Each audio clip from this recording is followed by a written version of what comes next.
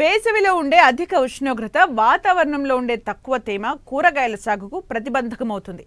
వీటిని అధిగమించి వేసవిలో కూరగాయలను సాగు చేసి లాభాలు పొందాలంటే రైతులు వేసవికి అనువైన కూరగాయల రకాలను ఎంచుకోవాలి. వేసవిలోని అధిక ఉష్ణోగ్రత, వడగాల్పుల వల్ల మొక్క పెరుగుదల తక్కువగా ఉండి పూత, పిందె తగ్గి తద్వారా దిగుబడులు తగ్గుతాయి. అందువల్ల రైతులు కొన్ని ప్రత్యేక యాజమాన్య పద్ధతులు చేపట్టాలని సూచిస్తున్నారు కరీంనగర్ జిల్లా జమ్మికుంట కృషి విజ్ఞాన కేంద్రం శాస్త్రవేత్త వేణుగోపాల్.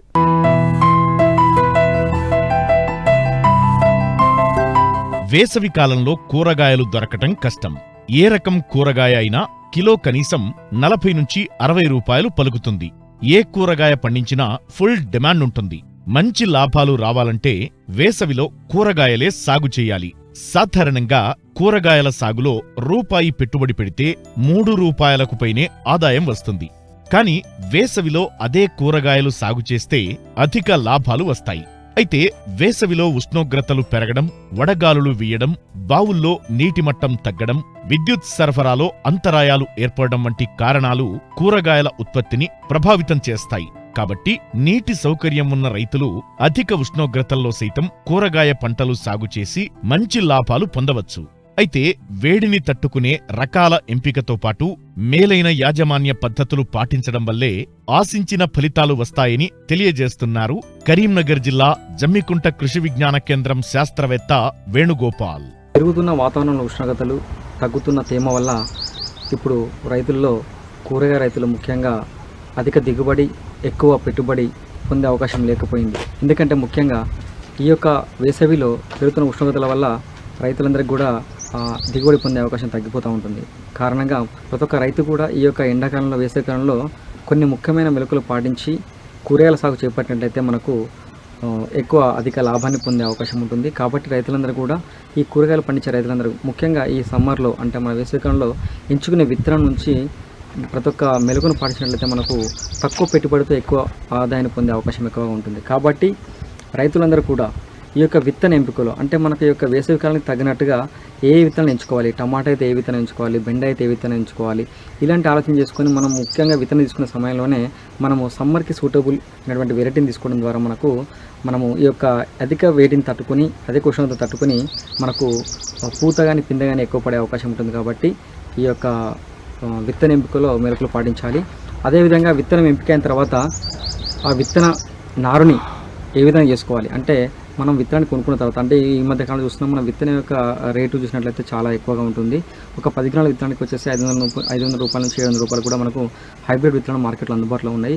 కాబట్టి ఆ విత్తనాన్ని మనం మామూలుగా ఎత్తైన మల్లు కానీ, లోతైన మల్లు కానీ తయారు చేసుకొని, గీతలు తీసుకొని దాంట్లో మన విత్తనాలు వేసుకొని నారు పెంచుకున్నట్లయితే మనకు నారుకులు తెగులు ఎక్కువగా వచ్చి మనకు పోయే అవకాశం ఎక్కువగా ఉంటుంది. కాబట్టి రైతులందరూ కూడా ఈ యొక్క నారుకులు తెగులు నుంచి తట్టుకోవడానికి, అదేవిధంగా విత్తనాన్ని వృధా అవ్వకుండా ఉండడానికి ప్రోటీన్లో నారు పెంచుకొని, మనకు ఈ యొక్క నారు పెంచుకొని నాటుకున్నట్లయితే విత్తనం వృధా అవ్వకుండా, అదేవిధంగా మనకు నారు కూడా వృధా అవ్వకుండా ఉండే అవకాశం ఉంటుంది. అదేవిధంగా మనకు సరైన సమయానికి కూడా మనము మొక్కలు నాటుకునే అవకాశం ఉంటుంది. ముఖ్యంగా రైతులందరూ కూడా ఈ యొక్క నారు పెంచుకునే దశలో మనకు విత్తనాన్ని ఏదైతే విత్తనం తీసుకుంటామో, అవసరమైతే మనము ఈ రసం పీల్చే పురుగుల నుంచి, బెడద నుంచి తప్పించుకోవడానికి ఇమ్డాక్లోపిడ్ మందును మన యొక్క విత్తనాన్ని కూడా పట్టించి మనం నాటుకున్నట్లయితే మనకు రసం పీల్చే పురుగుల బెడద అనేది ఎక్కువగా మనకు వచ్చే అవకాశం తక్కువగా ఉంటుంది. కాబట్టి విత్తనం నుంచి ఈ యొక్క మెలకులు పాటిస్తూ, అదేవిధంగా నారు దశలో మెలకులు పాటించి మొక్కలు నాటుకున్న తర్వాత, మనకు అసలైన పంటలు మనం నాటుకున్న తర్వాత టమాటా కానీ, వంగ కానీ, మనం మిర్చి పంటలు ఏవైతే మనం అనుకుంటున్నామో ఆ పంటలు వేసినట్లయితే ఆ పంటల్లో మనము ఉత్తరం నుంచి దక్షిణ దిశలో మనము ఆముదం పంటను కానీ, మొక్కజొన్న పంట కానీ వేసుకున్నట్లయితే మనకు ఈ యొక్క ఎక్కువ వేడిని తట్టుకునే విధంగా, మనకు ఈ యొక్క ఎండ ఆ యొక్క మొక్కల మీద పడకుండా ఉండే విధంగా మనము చూసుకున్నట్లయితే మనకు ఈ యొక్క ఆవిరి, అంటే మనకు మొక్క నుంచి ఆవిరి అయ్యేది కానీ, ఆ యొక్క భూమిలో నుంచి, నేల నుంచి ఆవిరి నీటి తేమ శాతాన్ని తగ్గించే అవకాశం ఉంటుంది. కాబట్టి ఈ యొక్క నీడని ఇవ్వడం వల్ల ఆ యొక్క తేమ అనేది కాపాడిన వాళ్ళం అవుతాము. అదేవిధంగా మనము ఈ యొక్క ఒకవేళ మనం ఈ యొక్క ఆముదం పంటలకు మనం వేరేనట్లయితే మనకు ఒకవేళ మల్చింగ్ పద్ధతి, అంటే మనం నీటిని ఆగబట్టే, అంటే మనకు నీటిని పట్టి ఉంచేటువంటి పద్ధతుల్లో మల్చింగ్ పద్ధతి, అంటే మనకు సేంద్రియ మల్చింగ్ అందుబాటులో ఉంటుంది. అదేవిధంగా మన ప్లాస్టిక్ మల్చింగ్ కూడా అందుబాటులో ఉంటుంది. సేంద్రియ మల్చింగ్లో మనకు రాలిపోయిన చెట్ల నుంచి రాలినటువంటి ఆకుల్ని కానీ, మన పల్లి చెక్క కానీ, ఇవన్నింటిని కూడా మనము ఈ యొక్క మనం పాదుల్లో వేసుకున్నట్లయితే మనకు నీటిని పట్టి ఉంచే అవకాశం ఎక్కువగా ఉంటుంది.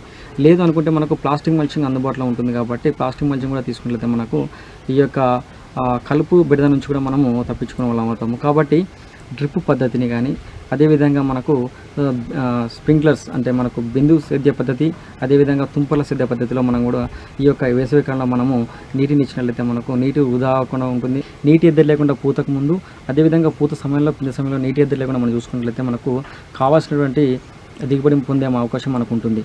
ముఖ్యంగా మనకు ఈ యొక్క సమ్మర్లో మనకు 35 డిగ్రీలు దాటిన సందర్భాల్లో మనము ఈ యొక్క పూత అనేది రాలిపోయే అవకాశం ఎక్కువ ఉంటుంది. దీని ద్వారా ఏంటంటే మనకు ప్లానఫిక్స్ అనే మందు మార్కెట్లో అందుబాటులో ఉంది. మన 10 లీటర్ నీటిలో ఒక 3 నుంచి 4 మిల్లీలీటర్లని కలిపి మనం పిచికేసినట్లయితే ఈ యొక్క పూత రాలిపోయే అవకాశం తక్కువగా ఉంటుంది. అదేవిధంగా మనకు సైకోసిల్ అనే మందు కూడా మార్కెట్లో అందుబాటులో ఉంది. అది లీటర్ నీటికి 2.5 గ్రాములు ఆ యొక్క మందుని కలిపి పిచికారీ చేసినట్లయితే మనకు ఆ పిందె అనేది రాలిపోయే అవకాశం తక్కువ ఉంటుంది. కాబట్టి రైతులందరూ కూడా ఈ యొక్క పూత పిందె దశలో ఈ యొక్క మందుని పిచికారీ చేసుకోవచ్చు. ముఖ్యంగా మనకు తీయటి కూరగాయలు తీసుకున్నట్లయితే మనకు మనం ఇచ్చేటువంటి ఎరువుల్లో అంటే నత్రజని ఎక్కువ శాతం ఉండడం వల్ల కూడా మనకు ఈ యొక్క మగపూలు ఎక్కువగా వచ్చే అవకాశం ఉంటుంది. కాబట్టి మనకు మొక్కలు నాటుకున్న తర్వాత అంటే విత్తనాలు నాటుకున్న తర్వాత 2వ ఆకుల దశలో అదేవిధంగా 4వ ఆకుల దశలో బోరాన్ మందుని మనము 1 లీటర్ నీటికి 1 గ్రాము కలుపుకొని పిచికారీ చేసినట్లయితే మనకు మగపూలు ఆడపూల నిష్పత్తి కూడా సరైన విధంగా ఉండి సరైన సమయానికి మనకు ఆడపూల నిష్పత్తి ఎక్కువ వచ్చి మనకు ఎక్కువ పిందె పడే అవకాశం ఉంటుంది. అదేవిధంగా మనకు ఒకవేళ మొక్కల్లో మనకు మిగతా పంటల్లో మనకు ఆకులు వల్లినట్లయినా కానీ మనకు టమాటా కానీ మన బెండ కానీ ఆకులు పంటలైతే మనకు యూరియా అనేది పిచికారి మనం 1 లీటర్ నీటికి 10 గ్రాములు కలుపుకొని పిచికారినట్లయితే మనకు ఈ ఆకు వడలింపు అనేది కూడా తగ్గే అవకాశం ఉంటుంది. ఎందుకంటే వడగాళ్ళు ఎక్కువ రావడం వల్ల కూడా నీరు అనేది ఆవిరి రావడం వల్ల ఆకులన్నీ ముడతకు వచ్చే అవకాశం ఉంటుంది. కాబట్టి ఈ యొక్క యూరియా పిచికారి ద్వారా కూడా మనము ఆకు ముడత నుంచి మనము కొంచెము సర్వైవ్ అవ్వచ్చు. ముఖ్యంగా కూరగాయలు, ఆకుకూరల సాగులో అధిక దిగుబడిని పొందాలంటే ఎరువుల యాజమాన్యం కీలకం.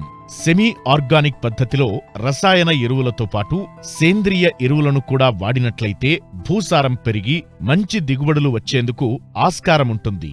అదేవిధంగా మనకు ముఖ్యంగా ఎండాకాలంలో వచ్చేసరికి మనకు ఎక్కువ రసం పీల్చే పురుగుల బుడిద ఎక్కువ ఉంటుంది. కాబట్టి ఎస్పేట్ మందుని 1 లీటర్ నీటికి 1.5 గ్రాములు కానీ, రీజెంట్ మందుని లీటర్ నీటికి 2 ml కానీ మనము కలిపి ఇచ్చేసినట్లయితే మనకు ఈ యొక్క రసం పీల్చే పురుగుల నుంచి మనము నివారణ పొందవచ్చును. ఆకులు సాగు చేసే రైతులు అధిక ఆకుని పొందడానికి నీటిలో కరిగేటువంటి 320 కానివ్వండి, అదేవిధంగా యూరియాని కానివ్వండి విడివిడిగా మనం పిచికాసినట్లయితే మనకు ఎక్కువ ఆకు దిగుబడి పొందే అవకాశం ఉంటుంది. 20 అంటే 320 వచ్చేసి లీటర్ నీటికి 10 గ్రాములు. అదేవిధంగా యూరియా అయితేనేమి యూరియా కూడా లీటర్ నీటికి 10 గ్రాములు కలిపి పిచికాసినట్లయితే మనకు ఆకు కూడా పచ్చగా ఉండి ఎక్కువ పొందే అవకాశం ఎక్కువగా ఉంటుంది. మిరపల పూత దశలో ఉన్నటువంటి రైతులందరూ కూడా ట్రైకంటాల మందును 2 మిల్లీగ్రాములని 10 లీటర్ల ఇంట్లో కలిపి పిచికారీ చేసినట్లయితే మనకు మిరపలో పిందె కానీ ఆ పూత కానీ రాలిపోయే అవకాశం తక్కువగా ఉంటుంది. ఇది కూడా గమనించుకోవాలి. అదేవిధంగా ఆకుకూరలు కాయగూరల్ని కోసే అందరు రైతులందరూ కూడా సాయంకాలంలో కోయడం ద్వారా మనకేంటంటే ఆ యొక్క బరువు అనేది తగ్గకుండా ఉండి నాణ్యమైన పంటని మనము మార్కెట్ తీసుకునే విధంగా అవకాశం ఉంటుంది. దీంతోపాటు రాసాయనిక ఎరువులనే వేసే ప్రతి రైతు కూడా రాసాయనిక ఎరువులతో పాటు సేంద్రియ ఎరువులను కూడా వాడడం ద్వారా మనకు ఈ యొక్క భూమి యొక్క కర్బన శాతం పెరుగుతుంది. అదేవిధంగా భూమి గుల్లగా ఉండడం వల్ల కూడా మొక్కకు ఆక్సిజన్ సరిగా అందుతుంది. అదేవిధంగా మొక్కకి నీటి ఎద్దడి లేకుండా ఉండి మొక్క మంచిగా పెరిగి ఎక్కువ దిగుబడి పొందే అవకాశం ఉంటుంది.